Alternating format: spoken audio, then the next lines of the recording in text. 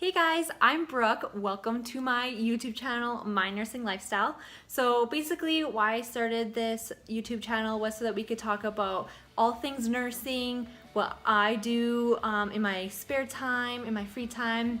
I like to travel a lot. I have a little personal business on the side, so I'll show you guys some my tips and tricks about my lifestyle and how I balance it all with life and work. So the one thing I wanted to talk to you guys about is the number one thing nursing school does not prepare you for. So let's dive in.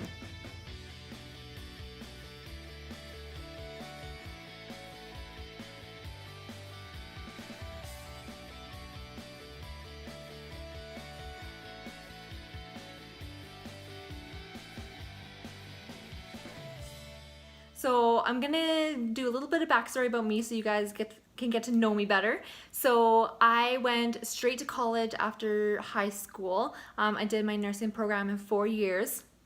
And I graduated just last year, so I've been nursing just over a year. Seems crazy, I feel like I just graduated.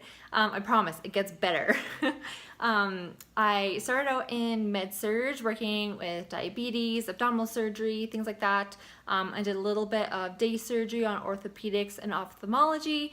Eyes kind of freaked me out, so I didn't really want to stay there. So I ended up in my absolute dream job in NICU this month. I'm actually just halfway through orientation, so it's super exciting. It's like information overload. Like I feel like I'm back in school again because this is how much they teach you about NICU in nursing school. So it's kind of like step one, learning it all over again. But I love working with the babies. I love working with the parents, and it is such an amazing opportunity that I get to do this. So that's a little bit about me. I'm gonna hop into the number one thing that I think nursing school doesn't prepare you for. So a little disclaimer, this is not to scare you guys, this is just to better prepare you. If you don't know what you're looking for, if you don't know the signs and symptoms, if you don't know what to do to prepare yourself, then you don't know how to fix it, right? So I think the number one thing that people don't know when they first start nursing is that when you start nursing, you don't think that nursing burnout is going to happen until like 10, 20, 30 years down the road. I always thought it was something to worry about like right before I retired, like something like that. But when I first started working, I started meeting people that were only like a year and a half into their career and were like, I can't even talk about workplace burnout because I'm going to start bawling. And they felt like they couldn't take care of their patients properly. They couldn't care for their patients like they wanted to. Every time they got up to work, they weren't just tired, they were exhausted, they didn't want to come to work, things like that. And so I thought, like, why aren't we talking about this more? Why aren't we talking about this in school, like learning the signs and symptoms? And I know in my schooling, that's all we really talked about, but we didn't really dive in. We didn't really dive into who's at risk. There's different personality types that are more at risk for burnout than others. There's more professions that are at risk, and obviously nursing being one of them, lawyers, social workers. There's so many different professions that are at risk for burnout. That as well as what to do about it. So like if you're feeling that way, that's normal, that's okay. But what do you do about it? How can we prevent this before it even happens? How can we put our self-care first so that we don't end up down that road of feeling burnt out and so past the point that we just like want to quit our jobs? So that I think is the number one thing that nursing doesn't prepare you for. But I'm going to give you a couple tricks that I do that helps me ensure myself against workplace burnout. So the number one thing that I do to prevent workplace burnout, I read this study that was done on pediatric ICU nurses that they did 5 minutes of meditation each shift. Those who meditated reported less feelings of stress and less feelings of burnout. So one thing I really adopted is meditating. I don't do it every day, but I try to. I meditate at least 10 minutes. I use an app called Headspace. If you guys have heard of that, it's an app that is about guided meditation. It teaches you how to meditate if you're a beginner, things like that. Or either seek yoga studios that have meditation practices as well, because it's super great to have a group and to share energy with a group.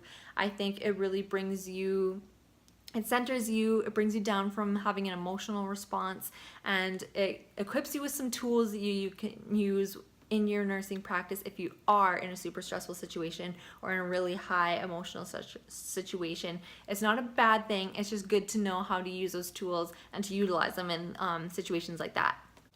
The second thing that I do is I exercise 4 times a week. So whether that's riding my bike to work, whether that's taking a walk after a 12-hour shift, or going to the gym or doing yoga, I try to go out and do that 4 times a week. It just releases those good hormones in your brain, keeps you positive, and resets your body so you can deal with some of those emotional things at work. It's not always going to be emotional. It's not always going to be tough. Nursing is like the most rewarding career I think ever. Like, you get to help people in their rawest moments, but sometimes that can be super taxing, and I find my mental health is 100% better when I'm working out consistently. That can be hard working day shift and night shift, so I think research a way that routine that works for you. And working out does not mean you need to hit the gym for an hour every single day, 7 days a week. Working out can be going for a walk with your partner, it can be biking to work, it can be any of those things. So even just getting outside, getting some fresh air, and getting some exercise 4 times a week at least is what I do. So the third thing that I do to prevent myself from getting burnt out is I seek a really good friendship or relationship. That could be a friend, family member, a person from work that you can debrief with. It's really important that you can debrief, keeping confidentiality. Gonna put that in there, but debriefing with someone about unpacking your emotions after a hard shift, or debriefing with your team if something didn't go as you guys planned. Things like that is a huge reason about preventing burnout. Instead of packaging all these things up and keeping them like a bottle with a cap on it, it's just gonna explode on you eventually. So make sure you're dealing with your emotions however you do that. I do that by debriefing with someone that I trust and someone that I find really easy to confide in. So I encourage you guys to find a way for you to have an emotional outlet, to be able to get rid of those emotions instead of just bottling them up and letting them explode in your face eventually. So I think that's super important as well to remember when you're preventing workplace burnout. So that's it. That's a little bit about me. That's the number one thing that nursing school doesn't prepare you for. You have to prepare yourself. So if you take away one thing from this is, I think, educate yourself. Are you at high risk for workplace burnout? Do you work in a really high risk area? And what are some things that you can do to prevent yourself from getting burnt out before it even happens? So make sure that you're taking the time for yourself, putting your self-care first, and I hope you guys enjoyed this. Make sure to click subscribe down below, and I hope to be doing more videos like this soon.